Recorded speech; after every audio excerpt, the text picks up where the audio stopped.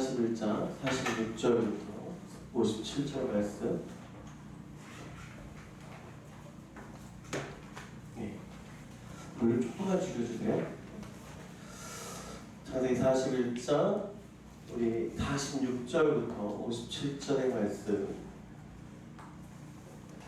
한 절씩 교독하도록 합니다. 요셉이 애굽 왕 바로 앞에 설 때에 30세라 그가 바로 앞을 떠나 애굽 온 땅을 순찰하니 일곱해 국면에 토지 수출이 심하는지라.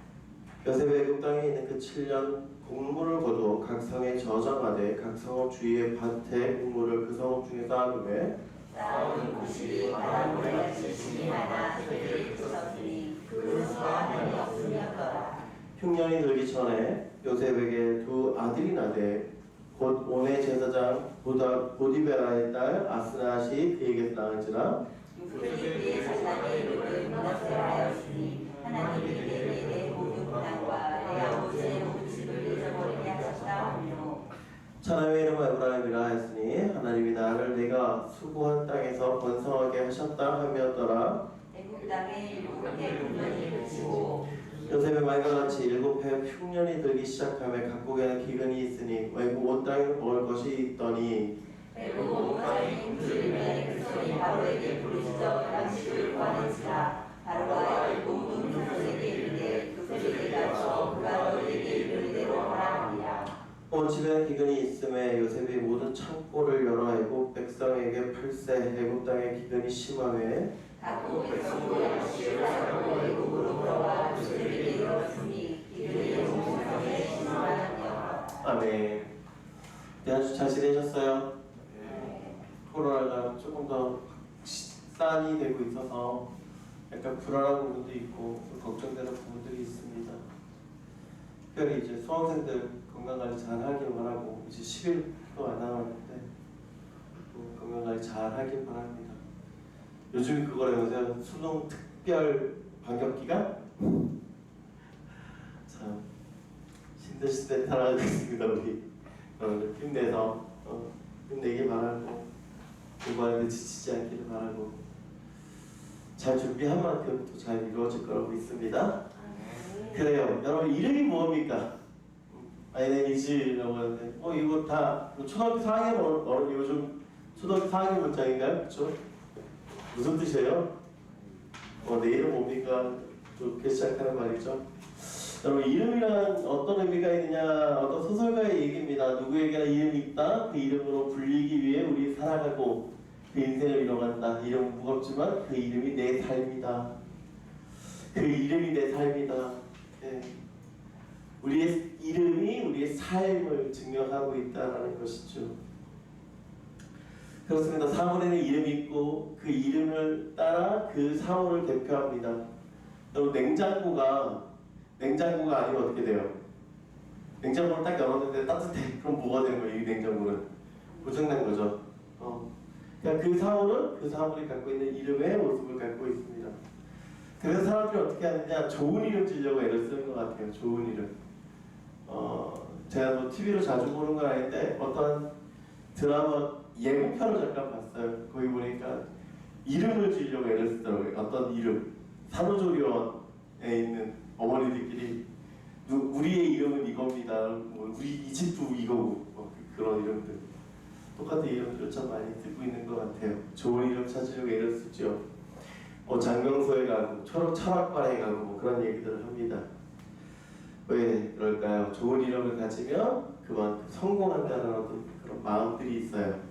그래서 연예인들을 보면 본명보다는 가명을 써서 활동하는 경우들을 많이 보게 됩니다. 천주교의 경우에는 세례를 받을 때 이름을 또 받지요. 그걸 세례명이라고 얘기하는데 대부분 세례명들은 성경 안에 있는 인물들 아니면 성인의 이름들, 성자들 그런 이름들을 가지고 이야기합니다. 근데 그 이름들은 어떤 의미를 갖고 있냐면 내가 그런 사람들처럼 닮고 싶습니다라는 그런 뜻을 갖고 있어요. 내가 인생을 들어서 그 사람의 모습으로 닮고 싶습니다라고 얘기합니다. 외국의 이름들은 어떤가 봤더니 직업에서 시작을 하죠. 직업 밀러라고 하는 이름은 방앗간에서 시작을 합니다. 영국의 베이커라고 하는 사람이 이제 빵 만드는 사람에 대한 얘기를 하고 있죠. 아인슈타인은 뭘까요? 아인슈타인도 성이었어요. 그렇게 표정으로 보고 있는데 어떤 의미로 벽돌궁이라는 뜻을 이렇게 썼어요. 베거, 천을 짜는 사람, 크라이머 그런 사람들이 이렇게 상인들을 이야기를 하고요. 그런데 이 외국 사람들은 자신의 직업이 이름으로 쓰여지거나 성으로 쓰여지는 경우가 대부분에 있습니다. 우리나라의 좀 아픈 이름에 대한 아픈 이야기를 하다 보면 제일 먼저 나오는 이야기가 뭐냐면 아마 창씨의 명이다라는 얘기를 할 거예요. 창씨의 이게 무슨 뜻인지 압니까? 이름을 바꾸는 거예요. 어떤 시절에 일제강점기 시절에 우리 여기 보면 이렇게 얘기하죠. 일본의 조선 지배와 이름의 정치학이라는 얘기를 하는데 즉 이름을 바꾸려고 했습니다. 왜 그럴까? 이유는 한 가지예요. 일본과 조선이 하나다라는 얘기를 해야 돼요. 그걸 내선일체라고 했는데 그 당시에 그런 내선일체적 사상을 심어주기에 가장 중요한 건 이름이었습니다. 그래서 이름을 바꾸려고 했어요. 근데 1940년, 그러니까 일제강점기 전체가 다 그런 시대가 아니라 1940년대부터 이 창씨 개명에 대한 억압이 심해졌는데 왜 그랬느냐? 우리 1940년대부터 무슨 일이 벌어집니까? 세계제 2차 세계대전이 있지요. 그러다 보니까 수탈해야 되는 부분들을 강요해야 되는 거예요. 너는 세금 내야 돼. 너 군대 가야 돼. 그 얘기할 때 어떻게 해야 돼? 너도 일본인이야 라는 얘기를 해야 되니까 일본명으로 이름을 바꾸는 일을 한 것이죠. 그래서 1940년부터 더 강화되었고 더 힘들어졌으며 일본의 강탈에 대한 것들이 합법화되어졌던 시기가 이 시기입니다. 즉 이름을 바꾼다라고 하는 건 정치적인 것 그리고 정신적인 것, 문화적인 것 그 모든 것들이 관리가 되어 있어요. 오늘 누구도 이름이 바뀌냐면 요셉도 이름이 바뀝니다. 우리 한번 볼까요? 요셉의 이름이 어떻게 바뀌는지 45절입니다. 그가 요셉의 이름을 사브낫바네아라고 하고 또 오네 제사 보디베라의 딸 라스낫을 그에게 주어 아내로 삼게 하니라. 요셉이 나가 애굽 온 땅을 순찰하니라. 자, 요셉이 애굽의 총리가 되었습니다. 그가 꿈을 해석함이 아니었어요. 우리 자꾸 요셉이 꿈을 해석해서 총리 되신 것처럼 이야기하는데 그게 아니죠. 뭐였어요? 꿈을 해석하고 그가 무엇까지 제시합니까? 해결책을 제시했습니다. 그래서 그 바로가 이 사람에 대해서 뭘 인정하는 거예요? 탁월함을 인정하는 거예요. 탁월함을 인정해서 그를 총리로 세웠습니다. 그리고 그에게 한 첫 번째 일이 뭐냐면 이거예요. 사브낫바네아라는 이름을 주신 겁니다. 이 사브낫바네아라는 이름의 뜻은 어떤 의미냐면 은밀한 것을 엿보는 자, 그러니까 숨겨진 것을 보는 사람, 그런 뜻을 가지고 있어요. 생명을 구하는 사람, 그런 뜻을 갖고 있습니다. 즉, 이 사브낫바네아라고 하는 요셉의 이름은 그가 행한 일, 그가 해야 되는 일, 그가 할 일들에 대한 가장 대표적인 이름이다라는 거예요. 이 사브낫바네아라는 이름이. 그리고 그에게 두 번째 하는 일이 있는데 뭐냐면 이거였어요.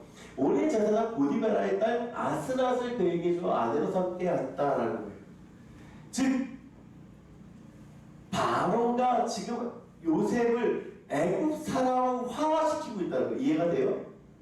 애굽 사람처럼 만드는 거예요. 지금 어떻게 그를 애굽의 이름으로 주게 하고 그를 제사장의 딸과 결혼시키는 것입니다. 근데 이 제사장의 딸이 그냥 우리가 생각하듯이 그냥 이렇게 생각하세요. 목사님 딸과 결혼했어요. 무슨 정치적인 게 있어요. 그렇죠?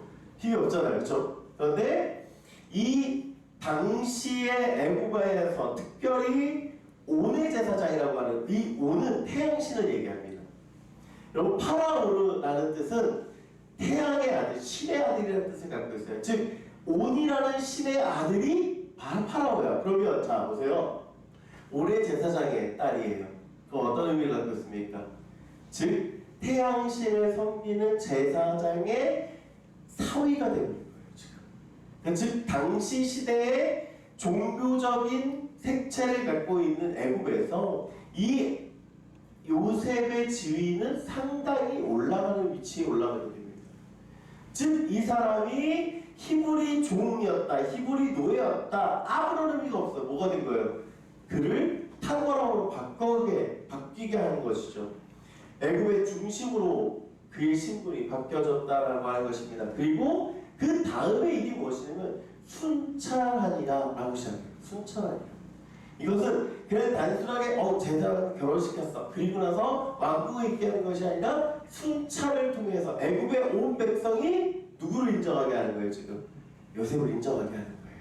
그러니까 요셉을 애굽의 정치 한 중심에 정확하게 세워서 그 사람이 어떠한 사람이다라는 것을 보게 하는 것입니다. 여러분, 이것이 작은 일이 아니에요. 그렇죠? 요셉의 인생이 하루아침에 바뀌어버린 삶이 되어버렸습니다. 이름을 바꾸고 결혼을 하고 순찰을 하는 삶과 그리고 그 다음 얘기가 오늘 본문이에요. 46절부터 본문이죠. 요셉이 애굽왕 바로 앞에 설 때 30세라 그가 바로 앞을 떠나 애굽 온 땅을 순찰하니 7배 풍년의 토지 소출이 심히 많은지라 요셉이 애굽 땅에 있는 그 7년 공물을 거두어 각 성에 저장하되 각 성읍 주위에 밭에 곡물을 그 성읍 중에 쌓아두매 쌓아둔 곡식이 바다모래같이 심이 많아 세기를 그쳤으니 그 수가 한이 없음이었더라. 즉 무슨 얘기를 하고 있습니까? 요셉이 순찰하는 기간에 요셉의 말대로 무엇이 이루어지는 거예요? 역사가 이루어지는 거예요. 그런데 이 요셉을 통하여서 지금 누가 복을 받냐면 애굽이 복을 받는 거예요. 하나님의 말씀이 이루어졌어요. 근데 사실 아직까지 뭐만 이루어진 거냐면 50%밖에 안 이루어진 거예요. 왜? 풍년밖에 없으니까. 아직 50%는 아직 덜 이루어졌어요. 그런데 그 50% 동안에 지금 애굽이 준비하고 있는 것은 무엇입니까? 그쵸? 7년 남아있는 흉년을 준비하고 있어요. 또한 그것을 누가 준비시키냐면 요셉이 준비하게 합니다.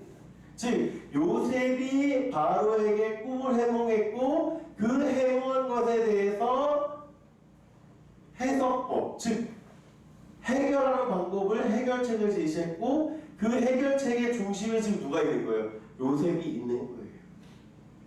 여러분 7년이라는 시간 속에서 이제 7년의 풍년이 끝나고 흉년이 올 거야 라고 생각하는 사람들이 누가 있을까요? 아무도 없지 않을까요? 내가 여러분 놀랄만한 얘기 해줄게요. 고등학교 2학년 윤태야 이제 한 300일밖에 안 남았다? 5일? 너는 되게 많이 남은 것 같지? 365일만 더 하면 돼.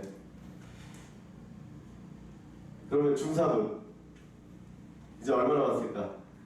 1000일이 안 남은 거예요. 무슨 얘기인지 아십니까? 되게 먼 것 같이 수능이 얼린 것 같이 느껴지는데 어떻게 됩니까? 얼마 안 남은 거예요. 근데 보세요. 1000일 남았어. 걱정하고 염려돼. 그렇게 할 거야? 아니면 1000일씩이나 남았는데 그런 생각합니까 여러분? 그치? 1000일씩이나 남았는데 그렇게 생각해요. 안심한다는 거예요. 여러분 7년이라는 시간이 그냥 1000일도 아니고 2000일이야. 그럼 어떨까요? 내년에 준비해도 돼. 그쵸? 그 이후에 준비해도 돼. 계속 그 생각을 할 겁니다. 그런데 잘 보세요. 지금 누구를 통해서? 요셉을 통해서 뭘 준비하게 합니까? 미래를 준비하게 하는 거예요. 즉 요셉 한 사람을 통하여서 지금 요셉만 복을 받는 것이 아니라 애굽 사회가 복을 받고 있다는 거예요. 애굽 사회가 준비되어졌다는 거예요. 애굽 사회가 그 안에 있어서 요셉을 통하여서 대립해 하시는 하나님과 함께 걸어가고 있다는 거예요. 이것이 얼마나 놀라운 일일까요? 여러분 한 사람이에요. 한 사람. 여러분 그 요셉과 같은 한 사람이 여러분이 되기를 간절히 소원합니다. 다른 사람이 될 거니까 괜찮아가 아니라 여러분 한 사람이 여러분의 가정에 여러분이 있는 그곳에 여러분이 있는 공동체 안에 여러분이 준비되어진 그 일 가운데서 하나님이 일을 행하실 것을 믿습니다. 자, 요셉이 총리가 되었어요. 그리고 요셉에게는 또 다른 축복이 전달되어져 갑니다. 50절 말씀이죠. 흉년이 되기 전에 요셉에게 두 아들이 나되 곧 요레 제사장 보디베라의 딸 아스나시 그에게서 나은지라 요셉이 그의 장남의 이름을 므낫세라 하였으니 하나님이 내가 내 모든 고난과 내 아버지의 온 집을 잊어버리게 하셨다 하며 사람의 이름을 에브라임이라 하였으니 하나님이 나를 내가 수고한 땅에서 번성하게 하셨다 함이었더라. 자, 요셉에게는 그냥 개인적인 것일 수 있어요. 그런데 그 개인적인 일을 성경은 반드시 기록하고 있습니다. 무엇을 기록하고 있냐면 므낫세와 에프라임에 대해서 이야기를 하고 있어요.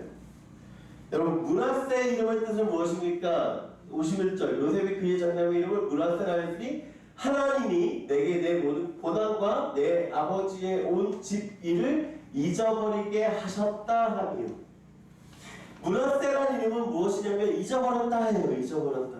여러분, 잊어버렸다라고 하는 게 어떤 의미일까요? 잊어버렸다 하는 게 13년의 세월이 짧아서 잊을까요? 아니면 노예 생활이 쉬워서 잊었을까요? 아니면 그에게 행한 사람들이 미흡지 않아서일까요? 잘 보세요. 지금 뭐라고 얘기하냐면 내 모든 고난과 내 아버지의 온 집 일이에요. 무슨 뜻이냐면 내가 그 집에서 당한 일, 즉 형제들로부터 버림받아졌고 그 버림받음을 통해서 애굽에서 노예로 있었고 그 노예로 있으면서 모함을 받아 감옥에 갔던 그 모든 일들을 뭐 하고 있는 겁니까? 잊어버렸다 하고 있는 거예요. 잊어버렸다. 여러분, 잊어버렸다라고 하는 것이 그냥 단순한 의미가 아니라 단순한 의미. 여러분, 한 대 맞았어. 그럼 잠을 편하게 자요? 못 자잖아. 어떻게든 복수해야 되는 게 인간의 마음이고요. 어떻게든 그 분노의 마음을 해결해야 되는 게 자신의 마음이에요. 그렇죠? 그런데 잊어버렸다라고 고백하고 있는 건 단순한 일이 아니답니다. 왜요? 이유가 무엇입니까? 이렇게 하는 거예요. 하나님이 지금 요셉이 이야기하고 있는 건 다른 걸 이야기하고 있는 것이 아니라 누가 행하셨다? 하나님이 모두 통해서 내가 총리 대신 됐으니까 잊어버렸다가 아니에요. 내가 총리 대신 됐으니까 괜찮아가 아니에요. 자꾸 우리는 요셉이 총리 대신 되었으니까 용서할 수 있었고 요셉이 총리 대신 되었으니까 뭐 할 수 있었어요 라고 얘기합니다. 아니요. 여러분, 총리 대신 되었으면 더 많은 복수를 할 수 있습니다. 여러분, 보디발의 아내에게 찾아가서 너 당신 왜 그랬어? 라고 감옥에 모함으로 쳐넣을 수도 있었어요. 그렇죠? 그런데 지금 요셉이 그렇게 행하지 않고 있는 이유는 무엇입니까? 하나님이 자신이 하는 게 아니에요. 누가 하셨다고요? 하나님이 하셨다요.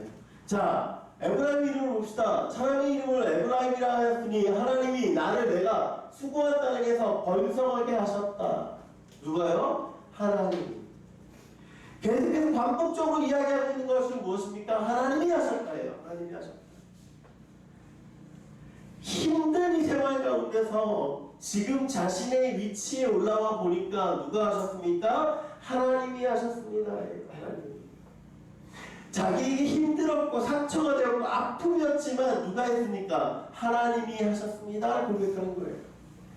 신앙은요, 자기 능력이나 실력으로 지키는 것이 아닙니다. 즉 하나님께서 하셨음을 고백하는 거예요. 하나님이 나의 고통을 잊게 하셨습니다. 하나님이 나를 찬송하게 하셨습니다. 라고 고백하는 것입니다. 그렇습니다. 하나님이 하셨습니다. 라고 하는 것이 이 요셉의 신앙 고백입니다. 그의 마음을 미움에서 해방시키는 것. 여러분, 자신을 중심으로 생각하면요, 하나님께 이렇게 얘기해요. 하나님 저한테 왜 그러세요? 라고 얘기해요. 저 왜 이렇게 억울하게 합니까? 라고 얘기해요. 내가 했다면 내 수고를 이야기합니다. 내 힘듦의 보상을 이야기합니다.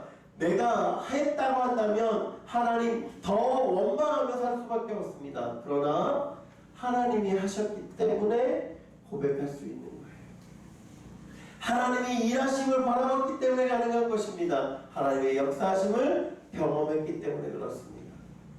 이걸 조금 다른 말로 하면 이렇게 얘기합니다. 청직이다라고 얘기해요. 청직이다. 여러분, 청직이라는 말이 무슨 뜻입니까? 맡겨진 일을 하는 사람이에요. 맡겨진 일을 하는 사람.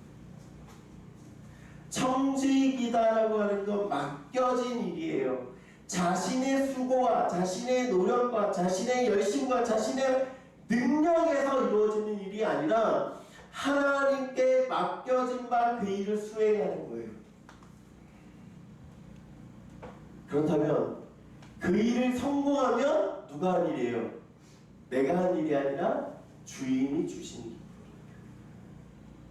그 일이 이루어졌으면 내가 해서가 아니라 하나님께서 하셨음을 고백하는 거예요. 우리는요, 어떤 사람입니까? 하나님 앞에 맡겨진 청지기와 같은 사람입니다. 그렇다고 하는 것은 내가 내 일을 해서 보상을 얻겠습니다가 아니라 마땅히 해야 할 것을 했습니다. 마땅히 할 것을 했습니다. 마땅히 해야 될 것을 내가 일했습니다. 라고 고백하는 거예요. 요셉은 자기의 인생을 들어서 고백하고 있는 것은 무엇을 고백하냐면 하나님께서 하셨습니다. 하나님께 내게 맡겨진 일을 나는 충성히 했습니다. 나는 수고로웠습니다. 그것이 누구로 나타나는 거예요? 므낫세와 에브라임으로 고백하고 있는 거예요. 여러분, 우리도 이렇게 고백하기 원합니다. 므낫세를 고백하기 원하고요. 에브라임을 고백하기 원합니다. 하나님이 하셨습니다. 하나님이 하실 것입니다. 하나님이 역사하십니다. 우리 그 고백을 하는 저와 여러분 되기를 간절히 소원합니다. 자, 므낫세와 에브라임을 고백하는 요셉의 삶을 통하여서 성경이 이야기하고 있는 건 무엇이냐면 사분한 바네아가 아니라 요셉의 삶을 이야기해요. 목사님, 똑같은 거 아닌가요? 사분한 바네아나 요셉이랑 똑같은 삶 아닌가요? 어떻게 다른지 한번 봅시다. 53절, 애굽 땅에 7배 흉년이 그치고 요셉의 말과 같이 7배 흉년이 들기 시작하며 각국에는 기근이 있으나 애굽 온 땅에는 먹을 것이 있더니 애굽 온 땅이 굶주림에 백성이 바로에게 부르짖어 양식을 구하는지라 바로가 애굽 모든 백성에게 이르되 요셉에게 가서 그가 너희에게 이르는 대로 하라 하니라. 온 지면에 기근이 있음에 요셉이 모든 창고를 열고 애굽 백성에게 팔세 애굽 땅에 기근이 심하며 각국 백성도 양식을 사려고 애굽으로 들어와 요셉에게 이르렀으니 기근이 온 세상에 심함이었더라. 애굽의 흉년이 그치고 이제 흉년이 시작했습니다. 그쳤다라는 거, 이제 완료된다는 거, 이제 끝났다는 거, 이제 변경된다는 거, 상황이 달라졌다라고 하는 것입니다. 그리고 이야기하는 것이 뭐니까 뭐라고 얘기해요? 요셉의 말과 같이라고 얘기해요. 요셉의 말과 같이. 그리고 요셉에게 가서라고 얘기해요. 그리고 요셉에게 이르니라고 얘기를 해요. 여러분, 바로가 요셉을 부를 때는 어떻게 이야기해야 됩니까? 그쵸? 사분한 바네아라고 얘기를 해요. 사분한 바네아에게 가서라고 얘기해야 됩니다. 그런데 계속해서 바로는 누구예요? 얘기하냐면 요셉에게. 같은 이름인데도 불구하고 왜 성경은 다르게 기록할까요? 왜 성경은 다르게 이야기할까요? 이것을 이렇게 이야기해야 됩니다. 정체성이다. 정체성이다.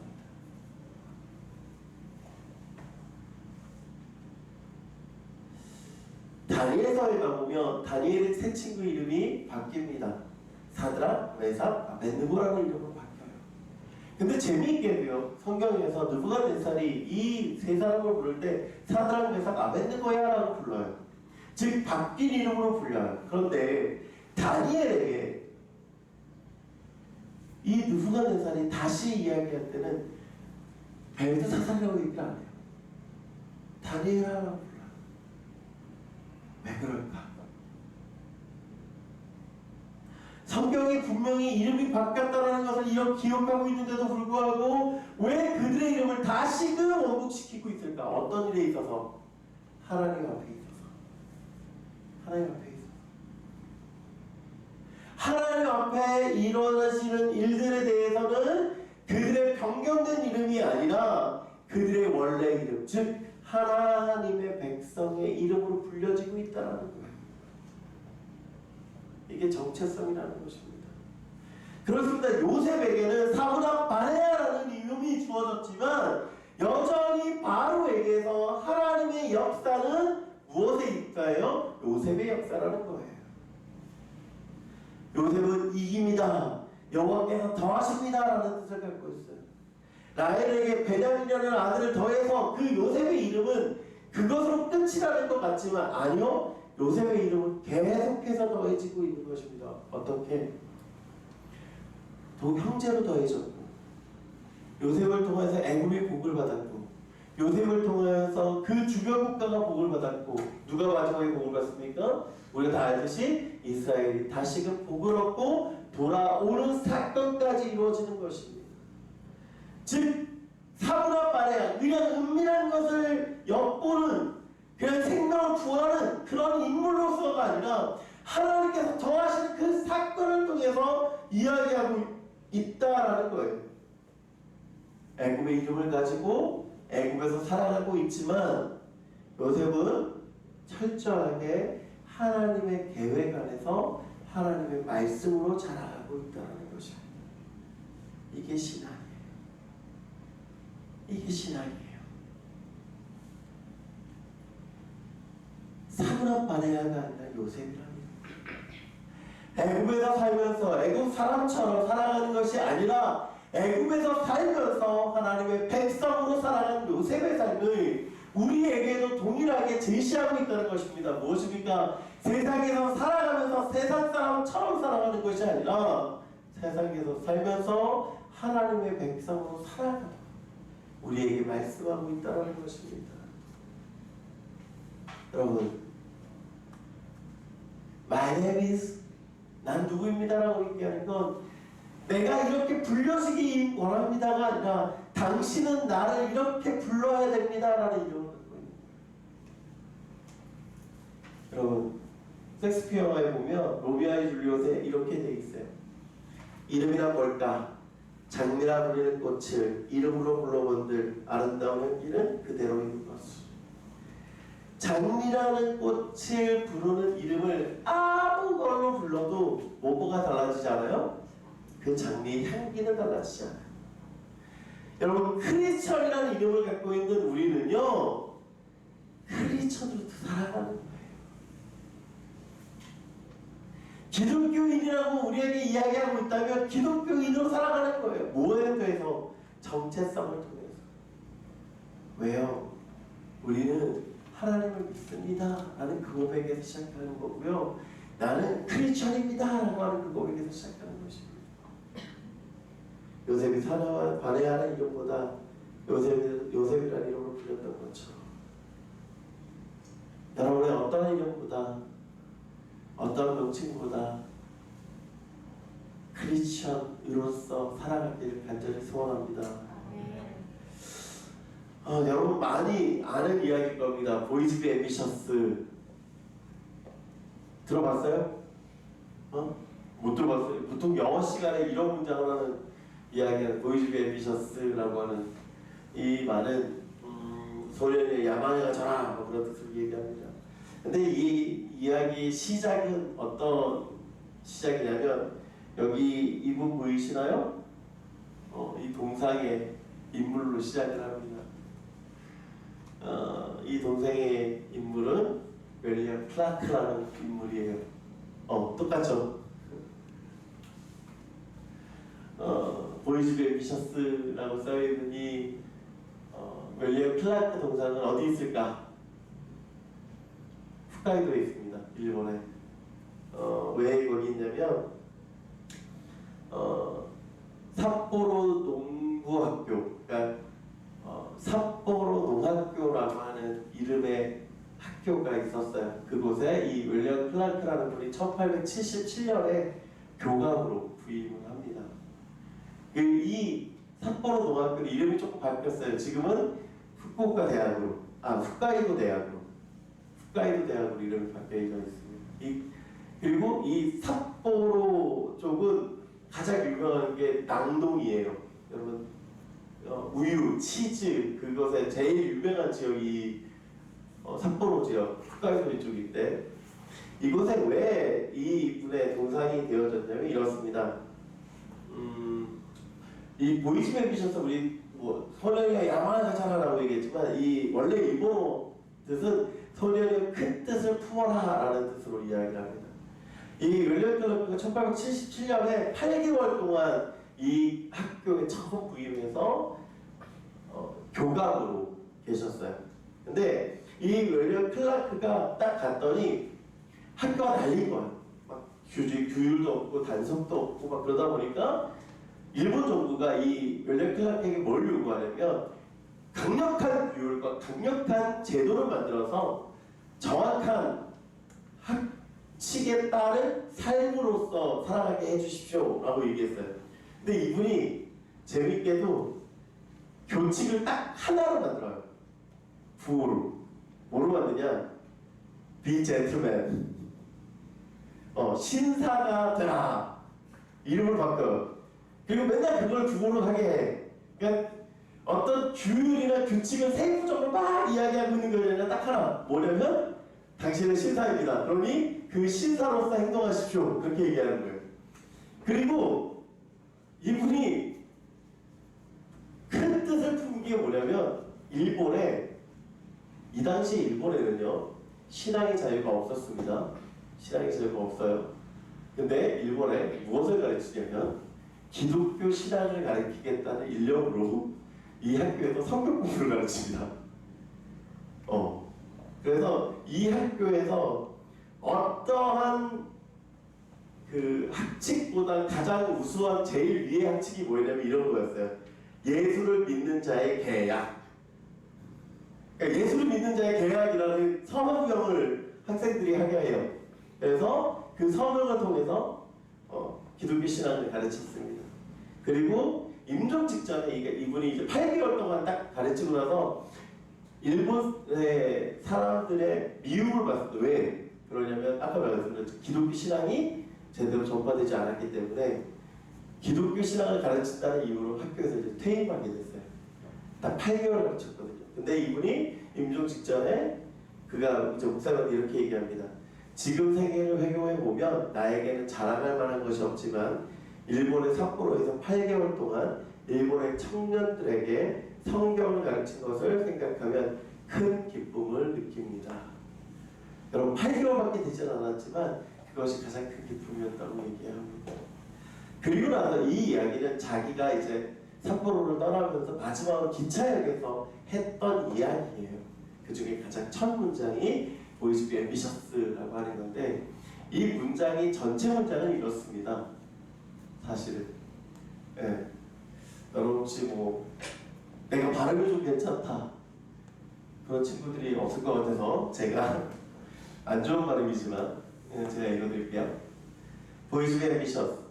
Be ambitious not for money, not for selfish ambition, not for the evanescent thing which men call fame. Be ambitious for the achievements of all that a man can be. 해석할 수 있는 사람? 표정들 보니까 없죠? 좀 이런 것도 해석해도 좋은데. 소년이여 야망을 가져라, 꿈을 가져라, 품을 거라.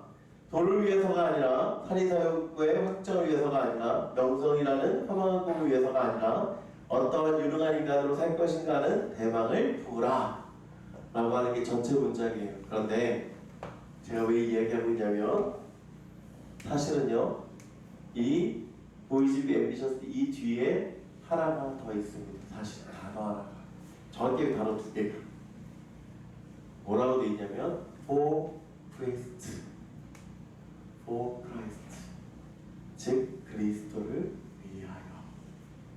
그리고 여기에도 동일하게 단어 하나가 더 붙어요. for Christ 그리스도를 위하여. 다시 한번 이야기 이렇습니다. 그리스도를 위하여 소년들아 대망을 품으라. 돈을 위하여서가 아니라 사랑의 사역의 확장을 위하여서가 아니라 영성이라는 허망한 꿈을 위하여서가 아니라 그리스도를 위하여 어떤 유능한 인간으로서 살 것인가 하는 대망을 품으라. 여러분, 그리스도를 향한 꿈, 그냥 단순하게 요셉이 총리 대신 되었습니다 하는 그런 꿈이 아니라 하나님께서 그를 어떻게 이루어 가시는가에 대한 꿈을 여러분들이 갖기를 원합니다. 사부와 바네아로서 살아가고 있었던 요셉이 아니라 요셉으로서 살아가고 있는 그 삶을 말하는 거죠. 여러분, 그 꿈을 가지고 살아가는 저와 여러분 되기 바랍니다. 하나님께서 우리에게 꿈을 허락하셨다면 그 꿈은 하나님의 비전과 하나님의 꿈을 이루시게 하는 반듯한 역사가 있으실 것입니다. 기도하겠습니다. 사랑의 하나님 감사합니다. 하나님 오늘 말씀을 통하여서 다시 한번 꿈꾸게 하시냐 감사합니다. 하나님 우리가 여전히 연약하고 여전히 부족하며 여전히 모자라서 하나님 우리가 깨닫지 못하고 살아갈 때가 너무나도 많이 있음을 주님 앞에 고백합니다. 주여 용서하여 주시옵시고 우리가 꿈을 꾸게 하셔서 그리스도를 위하여 꿈을 갖게 하시고 그리스도를 향한 꿈으로 살아가게 하시고 그리스도의 영광을 위하여 살아가는 우리가 되게 하여 주셔서 감사드립니다. 우리를 사랑하시고 우리와 함께 하시는 예수 그리스도의 이름으로 기도드립니다. 아멘. 우리 다 같이 예물 드리며 아바 버전께 찬양하겠습니다.